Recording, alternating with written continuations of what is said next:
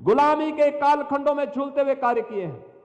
आज भी संभव है, आज भी संभव है। और याद रखना, सनातन धर्म सुरक्षित है तो हमारे मठ, मंदिर, मत और संप्रदाय भी सुरक्षित हैं। अगर भारत ही सुरक्षित नहीं तो सनातन धर्म भी सुरक्षित नहीं, कोई मत, मजहब, संप्रदाय सुरक्षित नहीं। और इसलिए सबका ध्येय एक ही होना चाहिए, सनातन धर्म के प्रति। उसके लिए हम कार्य करें। और अपील मेरी होगी, सनातन धर्म को किसी संकीर्ण दायरे में कैद मत होने दीजिए, मत होने दीजिए। उसकी तुलना छोटे छोटे उन बोर्ड और उससे मत करिए। ये बहुत विराट स्वरूप है जी सनातन धर्म का, बहुत विराट स्वरूप है। उस विराटता को बनाए रखे, उसी में आपकी भव्यता है, उसी में दिव्यता है, उसी में आपका सम्मान भी है और भारत का स्वाभिमान भी है। उसी को बनाए रखने के लिए हम सबको मिलकर के कार्य करना है। 22 जनवरी को प्राण प्रतिष्ठा आदरणीय प्रधानमंत्री श्री नरेंद्र मोदी जी के कर कमलों से संपन्न होता है। सदैव सरसंघ चालक जी भी इस आयोजन में उपस्थित थे। देश का नेतृत्व वर्ग पूज्य संतों के सानिध्य में वहां पे उपस्थित था। लेकिन 23 जनवरी से जब संत श्रद्धालुओं के लिए मंदिर दर्शन के लिए खुला, भीड़ बहुत हो गई थी, अपेक्षा से ज्यादा भीड़ थी। और मुझे वहां व्यवस्था के लिए आना पड़ा था, तब मैं देख रहा था क्या अभिभूत थे लोग। कोई राम मंदिर का पिलर पकड़ करके, कोई जमीन पे लुढ़क करके आंखों से आंसू बहाता हुआ अपने पूर्वजों का स्मरण कर रहा था। यही दिन देखने के लिए तो हमने जीवन जिया था, हमारे पूर्वजों ने जीवन जिया था, आगे बढ़ा था, हमें एक प्रेरणा देकर के चले गए। आज हमें दृश्य देख रहे हैं बहनों और भाइयों, यह दृश्य पूर्वजों के संकल्प से साकार होता है। लेकिन याद रखना, संकल्प को साकार करने के लिए धैर्य भी चाहिए, उस प्रकार का सत्संकल्प भी चाहिए। उतावलापन से ये सब सिद्धि नहीं होती है। सिद्धि के लिए हमें धैर्य आवश्यक है। सनातन धर्म एक विराट वट वृक्ष है। सनातन धर्म की तुलना किसी झाड़ी से नहीं हो सकती है, याद रखना।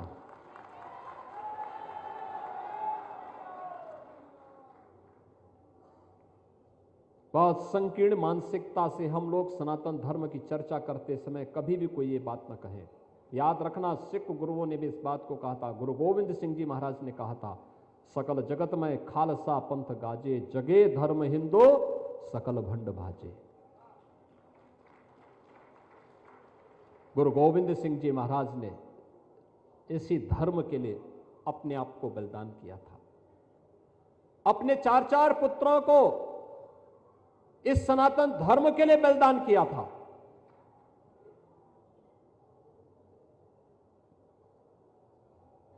बाबा अजीत सिंह, बाबा जुझार सिंह, बाबा जोरावर सिंह और बाबा फतेह सिंह इसी सनातन धर्म के लिए शहीद हुए थे। गुरु तेग बहादुर जी महाराज ने कश्मीर में सनातन धर्म की रक्षा करने के लिए अपना बलिदान दिया था। ये सब कुछ सनातन धर्म के लिए, वे कभी अलग हो ही नहीं सकते। जोड़ने की ताकत होनी चाहिए हम में, और ये संदेश कुंभ के माध्यम से जाना चाहिए। याद करिए, 4 करोड़ गरीबों के मकान बन गए हैं, 12 करोड़ गरीबों के लिए शौचालय बन गए हैं, 12 करोड़ किसानों को प्रधानमंत्री किसान सम्मान निधि का लाभ प्राप्त हो रहा है, 10 करोड़ गरीबों के घर में एलपीजी के कनेक्शन मुफ्त में पहुंच गए हैं, 80 करोड़ लोग फ्री में राशन की सुविधा का लाभ प्राप्त कर रहे हैं। यही तो है राम राज्य, यही है राम राज्य। 50 करोड़ लोग हर वर्ष 5 लाख रुपए की स्वास्थ्य बीमा मुफ्त में प्राप्त कर रहे हैं। कोई भेदभाव नहीं, न जाति का भेद है, न क्षेत्र का भेद है, न भाषा का भेद है, न मत और मजहब का भेद है। जो भारत का है योजना का लाभ प्राप्त कर रहा है, कहां भेद है। यही तो राम राज्य है, यही राम राज्य है। लेकिन आध्यात्मिक और सांस्कृतिक रूप से समृद्ध करने का दायित्व तो आप सब पूज्य संतों के हाथों में है। आप जो दिशा तय करेंगे, देश उसी दिशा में जाएगा, संस्कार उसी प्रकार से बनेंगे, और यह दायित्व तो आपको भी लेना होगा। अगर देश का नेतृत्व ले रहा है तो आपको भी लेना है, और कुंभ से संदेश जाना है। ये जो सारी व्यवस्था हुई है, आप ही के सबके सानिध्य में हुई है और आप ही के लिए हुई है। कुंभ तो आपके लिए है, आपके सानिध्य में करोड़ आज के दिन पे यानी 13 जनवरी से अब तक, कल तक 10 दिन में 10 करोड़ लोगों ने स्नान किया है। आज 2 करोड़ श्रद्धालु प्रयागराज में महाकुंभ नगर में हैं। दुनिया के अंदर कहीं इस प्रकार का आयोजन नहीं हो रहा, कहीं नहीं हो रहा है, कहीं नहीं हो सकता। ये सामर्थ्य केवल आपके पास है, आप कर सकते हैं। और अगले 35 दिनों के अंदर यानी 45 दिनों के इस महाकुंभ आयोजन में 45 करोड़ से अधिक श्रद्धालु आने वाले हैं।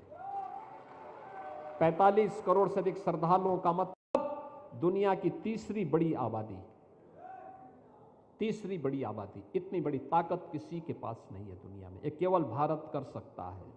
सनातन धर्म के आयोजन, इस प्रकार के आयोजन लगातार 45 दिनों तक एक सिलसिला, और मां गंगा, यमुना और सरस्वती का, त्रिवेणी का इस महासंगम, इस महासमागम को अपने साथ समाहित कर सकने की सामर्थ्य रखता है।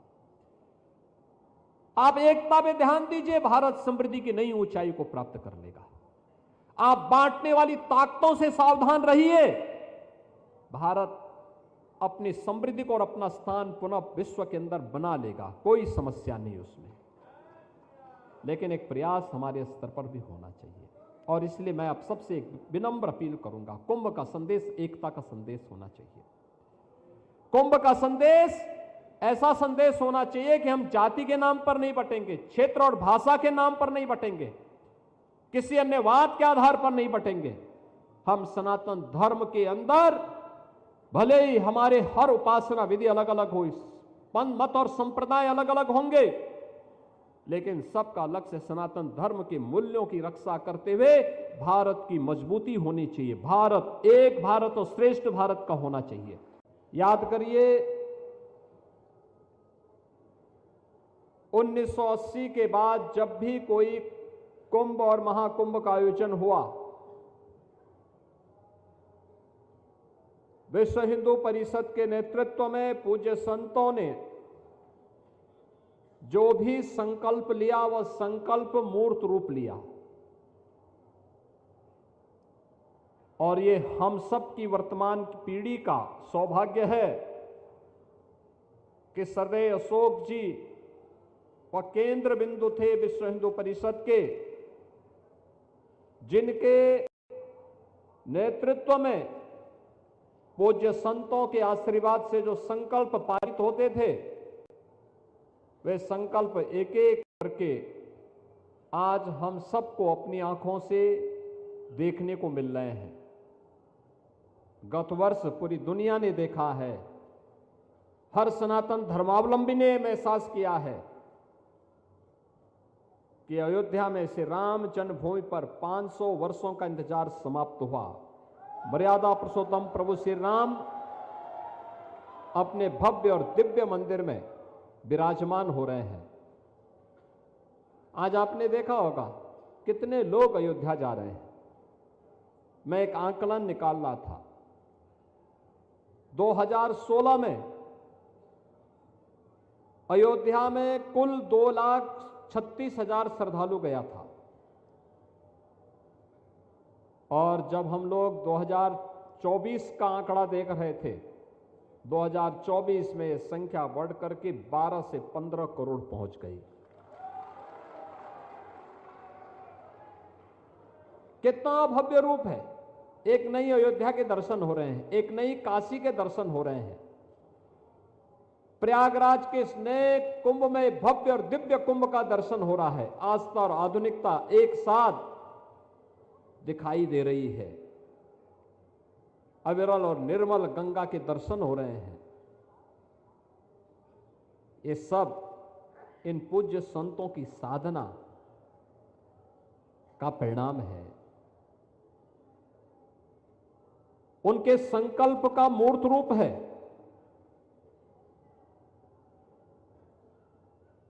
और उसे मूर्त रूप देने के लिए ही हमारी ऋषि परंपरा ने इस प्रकार के आयोजन, इस समागम हो कुंभ के देश के 4 स्थानों पर, कभी प्रयागराज में, कभी हरिद्वार में, कभी नासिक त्र्यंबकेश्वर में, कभी उज्जैन में, और इन आयोजनों के माध्यम से हम सनातन धर्म को, इस देश को एक नई दिशा दे सकें। भारत के अंदर जन्मे हुए इन सभी उपासना विधियों के लिए एक मंच बनकर के विश्व हिंदू परिषद आगे बढ़ा।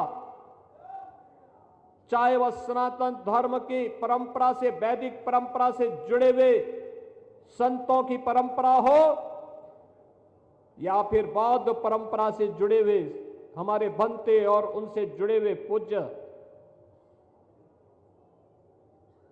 संत हो, जैनी परंपरा से जुड़े हो या फिर सिख परंपरा से, उन सबको एक मंच मिल रहा है। वाल्मीकि समुदाय से जुड़े हुए हों या फिर रैदासी परंपरा से जुड़े हुए संत हों या फिर कबीर पंथ की परंपरा से जुड़े हुए, उनका एक मंच बना विश्व हिंदू परिषद। और उस मंच के माध्यम से जब एक साथ होंकार आगे बढ़ी तो देखते ही देखते 500 वर्षों का इंतजार समाप्त हुआ। अयोध्या में श्री राम जन्मभूमि पर भगवान राम का भव्य मंदिर का निर्माण का कार्य भी आगे बढ़ा। आप मुझे बताइए कि पिछले 10 दिनों के अंदर महाकुंभ के संगम में, त्रिवेणी के पावन संगम में 10 करोड़ से अधिक श्रद्धालु अब तक स्नान कर चुके हैं कल। और अगले 35 दिन के अंदर, जो बचे हुए 35 दिन हैं, इन 35 दिनों में यह संख्या पहुंचेगी 45 करोड़ तक। दुनिया के अंदर कितने देश हैं? दुनिया के अंदर कितने देश हैं जो 45 करोड़ लोगों को एक अस्थायी सिटी में आमंत्रित करके उनको जोड़ने का संदेश दे रहा है? और दुनिया के अंदर कौन सा ऐसा देश है और जहां पर कोई भूखों नहीं सो सकता?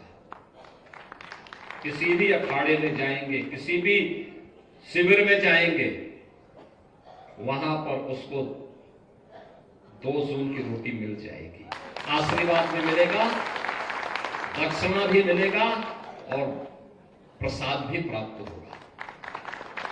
केवल सनातन धर्म ही दे सकता है। आप जाके देखिए ना, लाखों लोग, करोड़ों लोग आ रहे हैं, कोई चिंता नहीं, उन्हें मालूम है, कोई चिंता नहीं उन्हें। कहां रहना है ये भी चिंता नहीं, कहां सोना है, क्या खाना है, कैसे जाना है, कोई चिंता नहीं। बस उठाया अपना बैग, उठाई गठरी और वे आ गए हैं कुंभ। ये है ताकत सनातन धर्म की, और यही ताकत है हमारे पूज्य संतों की, यही ताकत है। उसकी कोई जाति नहीं पूछ रहा है, उसका कोई पंथ और संप्रदाय नहीं पूछ रहा है, उसका कोई नाम नहीं पूछता है। पूज्य स्वामी अवधेशानंद गिरि जी महाराज के पंडाल में 50 देशों के प्रतिनिधि भी वहां भरे पड़े हैं। पूरे देशों से, देश दुनिया से लोग आ रहे हैं, अभिभूत हैं देख करके। धार्मिक कार्यक्रम भी चल रहे हैं, सांस्कृतिक कार्यक्रम भी चल रहे हैं, अलग अलग प्रकार के आयोजन एक साथ आयोजित हो रहे हैं। भारत के अंदर जन्मे में जितनी भी उपासना विधियां हैं,